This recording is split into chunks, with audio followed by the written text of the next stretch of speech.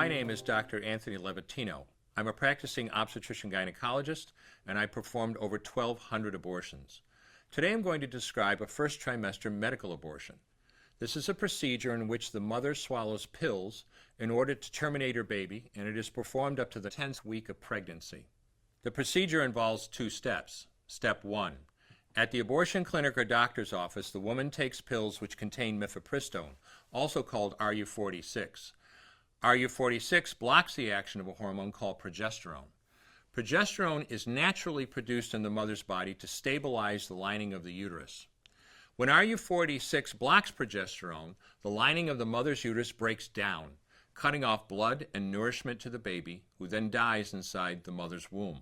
It is important to note that even after it has been taken, it is possible to reverse the effects of RU46 and save the baby if progesterone is administered. The sooner, the better. Step 2. 24 to 48 hours after taking RU46, the woman takes misoprostol, also called Cytotec, that is administered either orally or vaginally. RU46 and misoprostol together cause severe cramping, contractions, and often heavy bleeding to force the dead baby out of the woman's uterus. The process can be very intense and painful, and the bleeding and contractions can last from a few hours to several days. While she could lose her baby anytime and anywhere during this process, the woman will often sit on a toilet as she prepares to expel the child, which she will then flush. She may even see her dead baby within the pregnancy sac. At 9 weeks, for example, the baby will be almost an inch long, and if she looks carefully, she might be able to count the fingers and toes. After she has disposed of her baby, the woman may have bleeding and spotting for several weeks. Bleeding lasts, on average, 9 to 16 days. 8% of women bleed more than 30 days, and 1% require hospitalization because of heavy bleeding. The failure rate increases as the pregnancy progresses. If failure occurs, she will usually be offered a surgical abortion.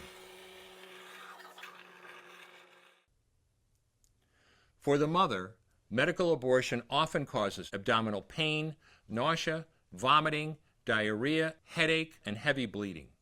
Maternal deaths have occurred, most frequently due to infection and undiagnosed ectopic pregnancy.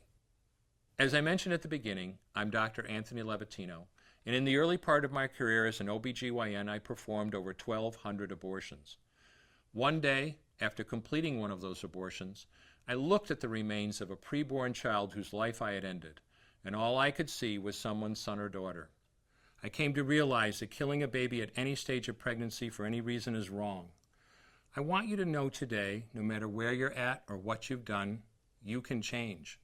Make a decision today to protect the preborn. Thank you for your time. I will no longer do any more abortions. When you finally figure out that killing a baby that big for money is wrong, that it doesn't take you too long to figure out it doesn't matter if the baby is this big or this big or this big or maybe even this big, it's all the same.